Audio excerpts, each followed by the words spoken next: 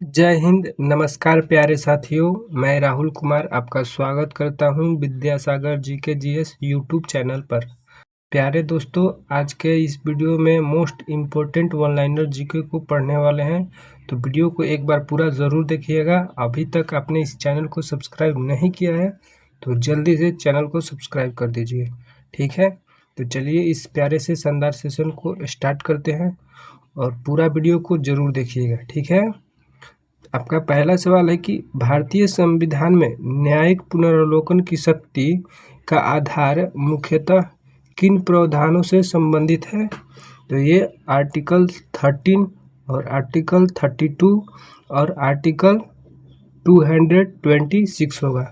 यानी न्यायिक पुनरावलोकन की शक्ति अनुच्छेद 13, अनुच्छेद 32 और अनुच्छेद 226 में इसका प्रावधान है, ठीक है दोस्तों। नेक्स्ट सवाल संख्या 2 है कि संसद में राष्ट्रपति के अभिभाषण और संदेश भेजने की शक्ति किस अनुच्छेद में है? यानी जो राष्ट्रपति के अभिभाषण एवं संदेश भेजने की शक्ति किस अनुच्छेद में है? तो अनुच्छेद 86 में, ठीक है। नेक्स्ट सवाल है भारत के महान्यायवादी का प्रावधान किस अनुच्छेद में है? तो जो महान्यायवादी होते हैं अटॉर्नी जनरल भारत के, तो उनका वर्णन किस अनुच्छेद में है प्रावधान? तो अनुच्छेद 76 में, 76। आर्टिकल कितना होगा? 76 में भारत के महान्यायवादी का प्रावधान है, ठीक है। चलिए नेक्स्ट सवालों की तरफ। अगला सवाल संख्या है भारत के नियंत्रक एवं महालेखा परीक्षक का संवैधानिक प्रावधान किस अनुच्छेद में है? तो जो भारत के नियंत्रक एवं महालेखा परीक्षक होते हैं उनका वर्णन किस अनुच्छेद में है? तो उनका वर्णन अनुच्छेद 148 में, ठीक है। नेक्स्ट है कि संघ लोक सेवा आयोग के अध्यक्ष और सदस्यों की नियुक्ति कौन करता है? जो यूपीएससी होता है उसकी नियुक्ति, उनके सदस्यों की नियुक्ति कौन करता है? तो ये भारत के राष्ट्रपति करते हैं, ठीक है। चलिए नेक्स्ट सवाल क्या है, जो राज्य लोक सेवा आयोग के अध्यक्ष एवं उनके सदस्यों की नियुक्ति कौन करता है? तो राज्य स्तर पर राज्य लोक सेवा आयोग के अध्यक्ष सदस्यों की नियुक्ति कौन करता है? तो राज्यपाल करते हैं, ठीक है। सेंट्रल में राष्ट्रपति और स्टेट में राज्यपाल उनकी नियुक्ति करते हैं। इतना बात आप याद रखिएगा, ठीक है। चलिए नेक्स्ट सवालों की तरफ चलते हैं। अगला सवाल संख्या 7 है संघ और राज्यों के बीच विधायी शक्तियों के वितरण का मुख्य आधार संविधान के कौन सी अनुसूची में है? जो विधायी शक्ति होती है उनका वितरण का मुख्य आधार संविधान के किस अनुसूची में है? तो ये 7वीं अनुसूची में है, ठीक है दोस्तों। नेक्स्ट सवाल है भारतीय संविधान में अंतर्राज्यीय परिषद का प्रावधान किस अनुच्छेद में है? जो अंतर्राज्यीय परिषद होता है उसका वर्णन किस अनुच्छेद में है? तो अनुच्छेद 263 में, ठीक है। नेक्स्ट सवाल है कि भारत के राष्ट्रपति पर महाभियोग की प्रक्रिया किस सदन से शुरू होती है? तो जो राष्ट्रपति पर महाभियोग प्रक्रिया तो किसी भी सदन से शुरुआत होती है, यानी राष्ट्रपति के महाभियोग आर्टिकल 61 में है, ठीक है। चलिए चलते हैं। नेक्स्ट सवाल संख्या क्या है? अगला सवाल संख्या 10 है राज्यसभा के सदस्यों का सामान्यतः कार्यकाल कितना होता है?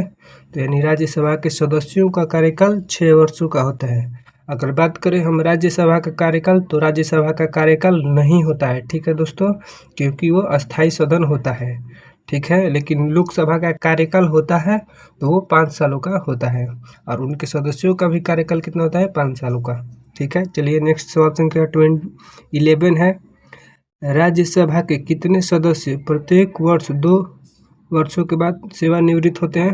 यानी 1/3 सदस्य जो होते हैं राज्यसभा के प्रत्येक 2 साल पर क्या होते हैं? वो रिटायर्ड हो जाते हैं। नेक्स्ट सवाल क्या है लोकसभा में धन विधेयक किसकी पूर्व अनुशंसा पर प्रस्तुत किया जाता है? तो ये इसका सही उत्तर क्या होगा? राष्ट्रपति होगा। यानी लोकसभा के जो धन विधेयक होता है यानी राष्ट्रपति की अनुशंसा पर प्रस्तुत किया जाता है, ठीक है। चलिए नेक्स्ट सवाल क्या है?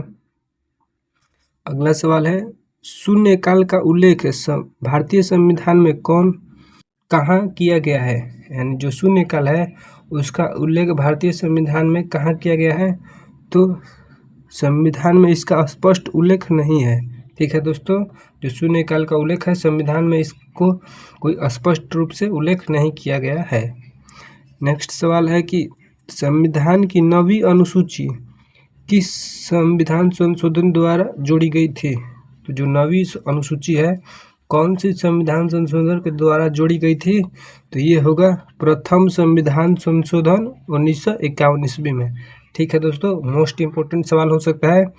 ये 9वीं अनुसूची है और पहला संविधान संशोधन कब हुआ था? तो 1951 ईस्वी के तहत 9वीं अनुसूची को जोड़ा गया था।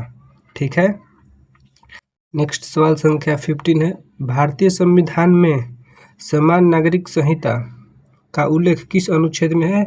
तो यूसीसी का उल्लेख भारतीय संविधान के अनुच्छेद कितना होगा? 44 में इसका अनुच्छेद वर्णन है। ठीक है दोस्तों, यूसीसी का वर्णन, समान नागरिक संहिता का वर्णन अनुच्छेद 44 में है। ठीक है, चलिए नेक्स्ट सवाल क्या है? अगला सवाल है कि भारतीय संविधान में पर्यावरण संरक्षण से संबंधित राज्य के नीति निर्देशक तत्व का अनुच्छेद कौन सा है? तो यानी डीपीएसपी की बात करें तो जो पर्यावरण संरक्षण के लिए, तो वो अनुच्छेद क्या होगा? 48 के ए है। ठीक है, नेक्स्ट सवाल है कि मयूर सिंहासन किस मुगल शासक का शासनकाल से संबंधित है? तो जो मयूर सिंहासन है किस मुगल शासक का शासनकाल से संबंधित है? तो ये शाहजहां होगा।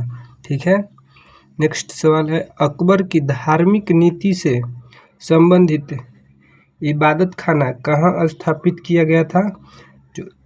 जो इबादत खाना है इसकी स्थापना कहाँ की थी? तो फतेहपुर सीकरी में। ठीक है, चलिए नेक्स्ट सवालों की तरफ चलते हैं। अगला सवाल 19 है, दीन है इलाही। जो दीन ए इलाही की स्थापना किस मुगल शासक ने की थी? तो ये अकबर के द्वारा दीन ए इलाही की स्थापना की गई थी। ठीक है, नेक्स्ट सवाल है 20 है, मुगल प्रशासन में मनसबदारी व्यवस्था को किस व्यवस्थित रूप से किसने विकसित किया था? यानी जो मनसबदारी प्रथा थी किसने विकसित की गई थी? ठीक है, तो अकबर के द्वारा क्या किया गया था? मनसबदारी प्रथा को क्या किया गया था? व्यवस्थित रूप से विकसित की गई थी। नेक्स्ट सवाल है 21 है, विजयनगर साम्राज्य की स्थापना किन दो भाइयों ने की थी? तो विजयनगर राज्य साम्राज्य की स्थापना हरिहर और बुक्का द्वारा किया गया था। ठीक है, नेक्स्ट सवाल की तरफ चलते हैं। अगला सवाल संख्या 22 है, विजयनगर साम्राज्य की राजधानी हम्पी किस नदी के तट पर स्थित है? तो इसका सही उत्तर क्या होगा? तुंगभद्रा नदी के तट के किनारे स्थित है। ठीक है दोस्तों, विजयनगर साम्राज्य की राजधानी। 23 नेक्स्ट सवाल है, अर्थशास्त्र के रचयिता के रूप में किसे जाना जाता है? तो अर्थशास्त्र के रचयिता कौन है? तो कौटिल्य है। ठीक है दोस्तों, नेक्स्ट सवाल है, अशोक के अधिकांश शिलालेखों किस भाषा या लिपि में थी? जो अशोक के शिलालेख मिले हुए हैं वो किस भाषा में लिखी हुई थी? तो प्राकृत भाषा और ब्रह्मी लिपि में। भाषा की बात करें तो प्राकृत हो जाएगा और लिपि की बात करें तो ब्रह्मी लिपि में, दोनों में यह पाई गई है। ठीक है, चलते हैं नेक्स्ट सवाल संख्या। अगला सवाल संख्या है कि प्रयाग प्रशस्ति किस गुप्त शासक की उपलब्धियों का वर्णन करती है? तो समुद्रगुप्त होगा। दोस्तों आपसे एक रिक्वेस्ट है कि वीडियो अगर पसंद आ रहा है तो वीडियो को एक लाइक और चैनल को सब्सक्राइब जरूर कर दीजिए। ठीक है दोस्तों, वीडियो बनाने के लिए दोस्तों बहुत ही ज़्यादा मेहनत करना पड़ता है, तो आप वीडियो को ज़रूर एक लाइक और चैनल को सब्सक्राइब कर दीजिए। ठीक है, चलिए नेक्स्ट सवालों की तरफ चलते हैं। अगला सवाल क्या है कि भारत का नेपोलियन किस गुप्त शासक को कहा जाता है? तो जो भारत के नेपोलियन हैं इन्हें समुद्रगुप्त को कहा जाता है। ठीक है, नेक्स्ट सवाल है, नालंदा विश्वविद्यालय को संरक्षण देने वाले प्रमुख गुप्त शासक कौन था? तो जो नालंदा विश्वविद्यालय का संरक्षण देने वाले प्रमुख गुप्त शासक की बात करें तो ये कुमारगुप्त प्रथम होगा। ठीक है, चलते हैं नेक्स्ट सवालों की तरफ। अगला सवाल क्या है? 28 आपका सवाल है कि हर्षचरित्र के लेखक कौन थे? तो हर्षचरित्र के लेखक वर्णभट्ट थे। ठीक है, चलिए नेक्स्ट सवाल संख्या 29 है, वेनसांग किस भारतीय शासक के शासनकाल में भारत आए थे? तो हर्षवर्धन के समय में वेनसंग भारत में आए थे। ठीक है दोस्तों। नेक्स्ट सवाल क्या है कि संगम साहित्य मुख्यतः किस भाषा में रचा गया था? जो संगम साहित्य है तमिल भाषा में इसकी क्या हुई थी, रचना की गई थी। ठीक है दोस्तों। चलिए नेक्स्ट सवालों की तरफ चलते हैं।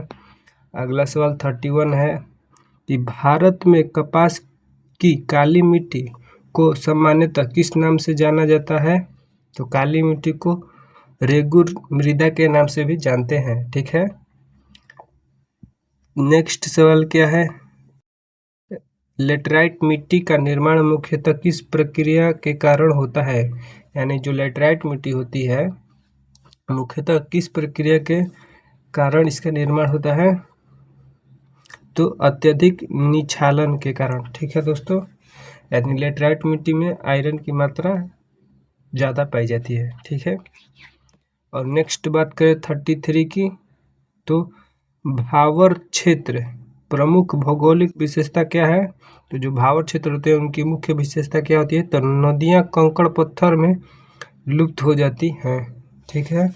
यानी जहाँ नदियाँ वहाँ क्या होती है, सूख जाती है, जहाँ कंकड़ पत्थर होता है वहीं पर समाप्त हो जाती है, तो उसी को क्या बोलते हैं? भावर क्षेत्र। ठीक है। नेक्स्ट सवाल संख्या, अगला सवाल संख्या 34 है, भाबर के दक्षिण में स्थित दलदली क्षेत्र को क्या कहा जाता है? तो तराई। नेक्स्ट सवाल क्या है कि भारत में कच्छ का रण मुख्यतः किस प्रक्रिया का भौगोलिक क्षेत्र है? तो लवणीय दलदली मैदान। ठीक है। नेक्स्ट सवाल है, नर्मदा नदी का उद्गम किस स्थान के निकट होता है? तो अमरकंटक। ठीक है।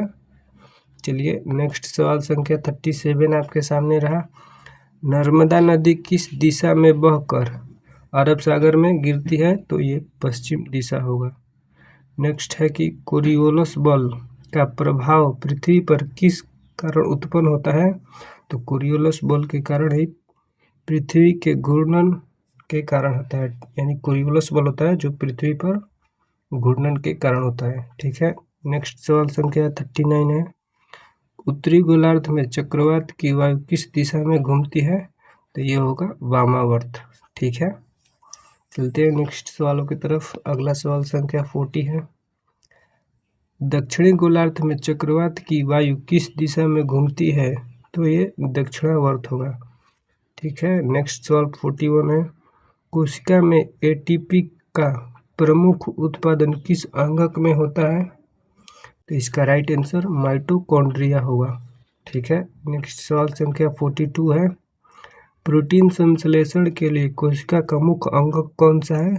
तो प्रोटीन संश्लेषण के लिए कोशिका का प्रमुख अंगक राइबोसोम होगा। ठीक है दोस्तों। चलिए नेक्स्ट सवाल क्या है, अगला सवाल 43 है, डीएनए में कौन सी शर्करा पाई जाती है?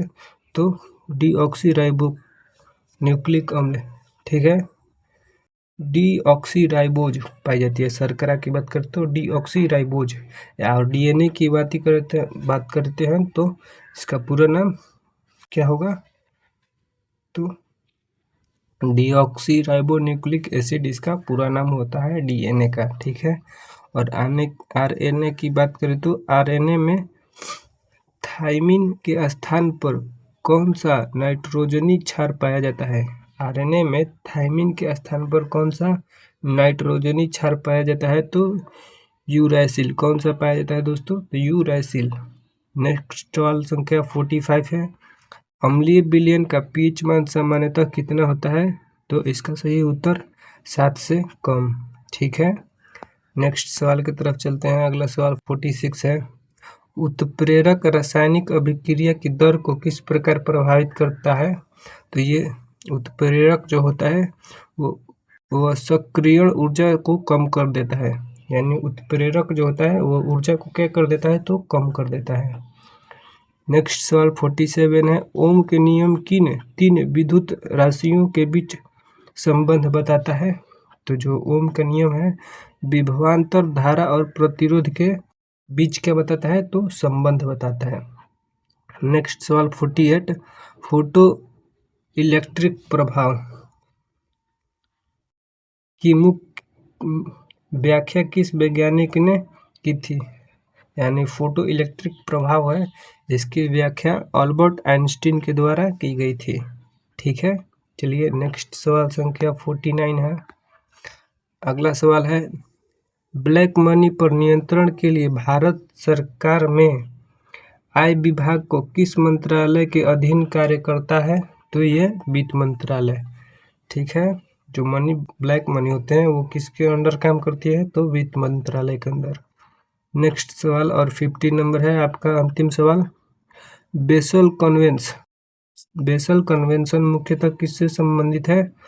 तो ये क्या है? खतरनाक अवशिष्टों की सीमा पार आवागमन और उनके निपटान से।